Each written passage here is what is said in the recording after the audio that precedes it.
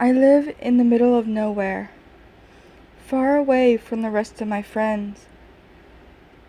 I have to wake up very early in the morning to catch my bus, and I usually eat my breakfast as it's bringing me to school. I don't have any brothers or sisters. There's just me, Ziggy the cat, and my dad. And then there's Martha, the chronically pissed off woman who insists that I call her my mother. But lately, I don't feel so inclined to do so. She's hardly ever around because it seems like she works every day of the goddamn week, and as soon as she comes home, the first thing she does is find a reason to start yelling at me or cry about something. No rational human being hates their job that much, and no one is forcing her to continue working there. There's the paycheck, I guess, but no amount of money seems worth sacrificing the respect of your family. Whenever she's not home, it's quiet and peaceful. Whenever she's home, she's a mess. When she's not screaming at me over some menial task that I didn't do or didn't do right, she's crying about it. Any other person might feel bad about this, but it's such a frequent thing that I've become almost completely desensitized to it. And when she does have a day off, whoa boy, I run for the hills. I just cannot deal with her bullshit for an entire day. Martha may be the woman that gave birth to me, but by her behavior toward her own family alone, she's hardly a mother. I'm 15 years old, and I get good grades. I don't cut class, I don't do drugs, and I never really cared for violent video games all that much. Shit, I don't even have a girlfriend. Alright, to be completely honest, there is a reason for that. One that might be, shall I say, uncomfortable for her to hear from her only son. But if she's always coming home so upset and pissed off over nothing, there's no way in hell I'm ever going to consider coming out to her. Martha is never happy, and I'm starting to think that something might actually be very seriously wrong with her. My dad doesn't want to talk about it with me. He insists that she takes medication for her issues and it's under control. Is she getting paid to scream and sob like a crazy person? Because that's all I ever see her do. I literally cannot remember the last time she smiled at me. The day she took that job, her personality did a total 180, and the woman who was my mother vanished. Even poor Ziggy has taken to avoiding her when he hears her car pull up in the driveway. Maybe cats really do have a sixth sense. One week she left on a business trip to Australia, and that was easily the quietest, most peaceful week I've had in recent years. Ziggy had full reign of the house, strutting about in his fluffy glory as he owned the place. Dad and I went to a local motorcycle show in town. So many amazing bikes. And shiny leather clothes, too. Hello. On the way home from the rally, I told my dad. I told him about myself. He took it better than I thought he would. A few of the other gay kids in my school weren't so lucky. I'm very glad to have a father that gets it. But not long after I broke the news to him, his proud smile quickly sank. His facial features seemed to hang limp off his face like half-molten rubber. "Oh boy," he sighed. "Your mother." Martha will learn to live with it," I barked. "I want this part of the conversation to end before it has a chance to fucking begin. And if she has a problem with it, she can stay in Melbourne for all I care. She works so hard for your benefit, you know. You're still her son, and she loves you. And she's doing a fine job of showing it. How much longer are you going to keep making excuses for her being a shitty parent and a shitty human being?" I looked over and saw my father's mouth crack. For a moment, as though he was going to reply, but he didn't. The rest of the drive home was awkward as hell for both of us. When the day came that she was supposed to come home from Australia, she was several hours late. Dad agreed not to give her any details about our previous conversation. He insisted that I should be brave enough to tell her myself. He said that the hardest thing any man can do is be completely honest with himself. And I can certainly appreciate him trying to be encouraging and supportive, but I just wasn't feeling up to it. My life of leisure is about to come to a grinding halt as soon as she gets off that plane. And sure enough, it finally pulls up to the gate within 10 minutes of landing. The arrival doors finally opened, and just as my heart accelerates in preparation for the verbal ass-kicking I had been quietly dreading for the last week, then there's Martha, warmly smiling at the sight of me. Am I dreaming? Did someone slip drugs into my coffee or something?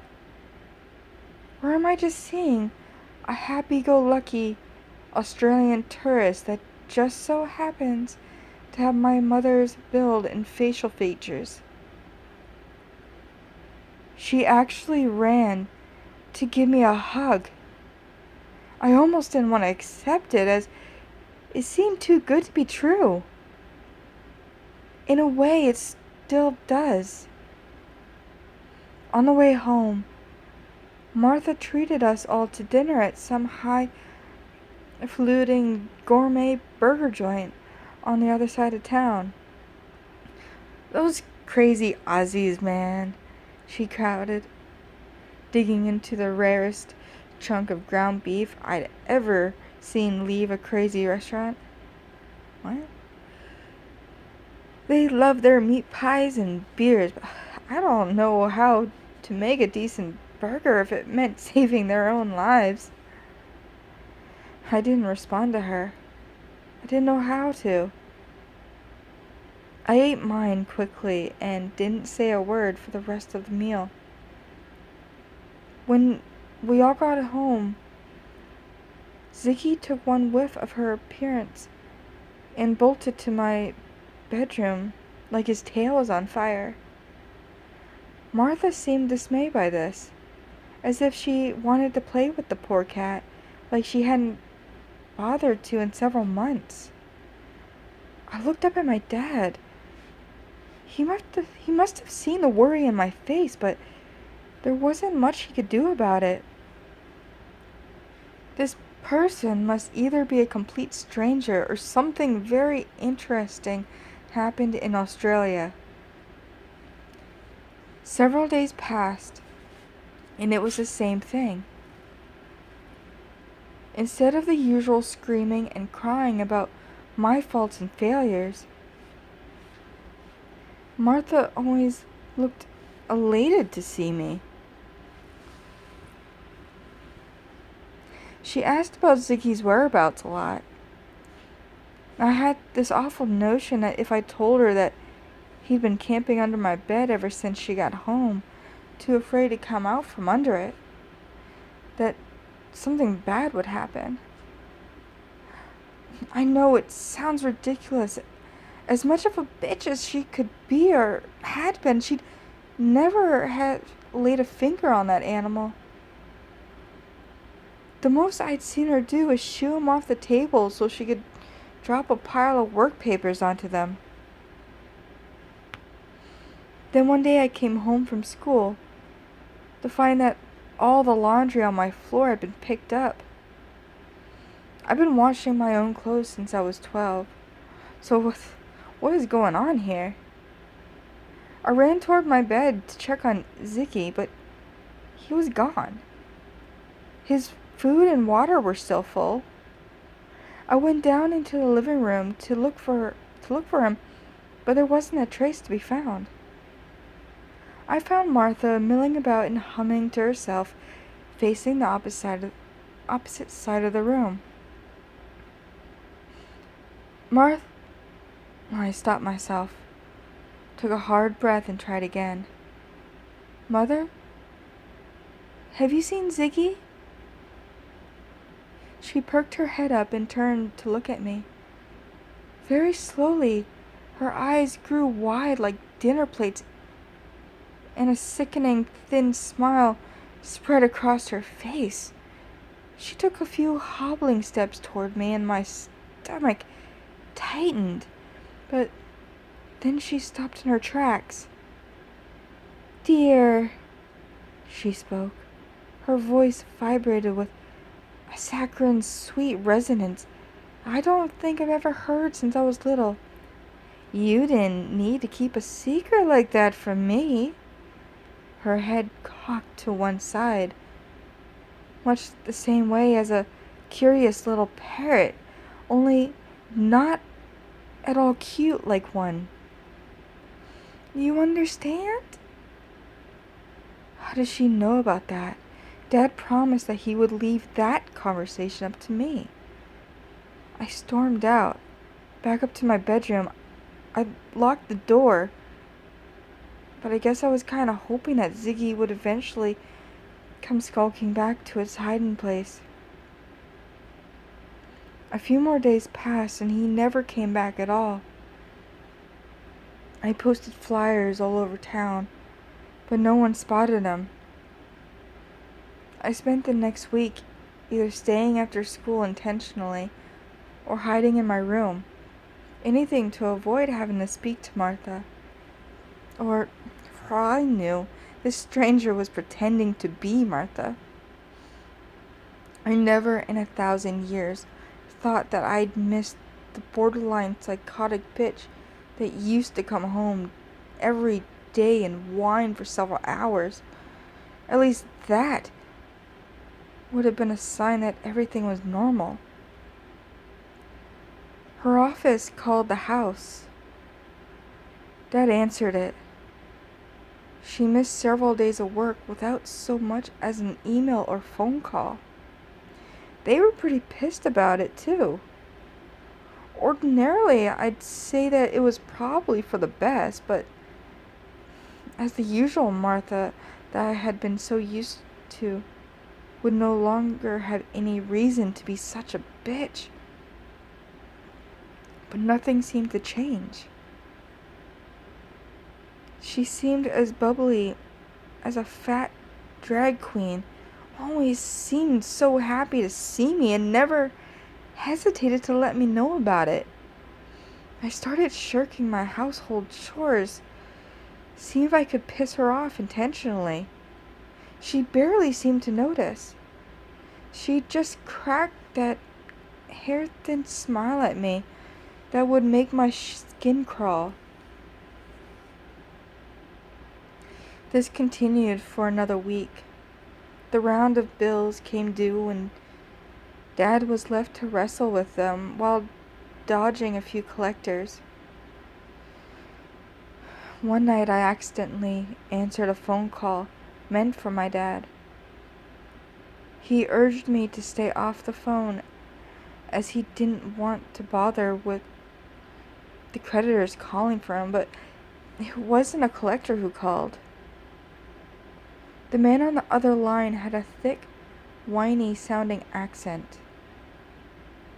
He said he was calling from Melbourne, Australia. He also said that it was urgent that he be put in touch with my father right away. "Is your father there with you?" he insisted. "I'm with the Melbourne Metropolitan Police. This is regarding your mother's stay here a few weeks ago. Can you put him online, please?" "Yeah, he's... just a sec." I turned and looked at him. At first he shook his head, but when I told him where the call was coming from, he raised an eyebrow and grabbed the phone. I went upstairs to my room, contemplated on how wrong everything seemed to be going. Martha, the woman whom for the last few years only ever paid attention to me when she was angry with me, seemed to be walking on sunshine ever since she got off that plane. I doubt that she scored any kind of promotion at her job. As if that were the case, she'd have been at least bothered to show up for work when she got back to the U.S. What is going on with that woman? My thoughts were broken by the sound of footsteps rushing up the stairs. I felt my entire abdomen seize with panic as the door flew open. It was my father. "Pack a bag, right now." His face was gray and rigid like concrete, but I didn't answer him. I didn't question him.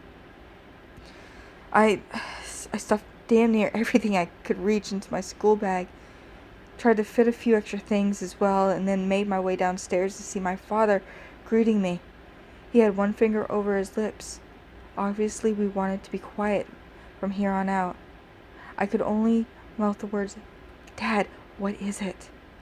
But he only shook his head and motioned me toward the garage.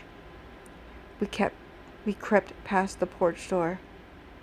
And then there's Martha, perfectly motionless, staring up at the rising moon.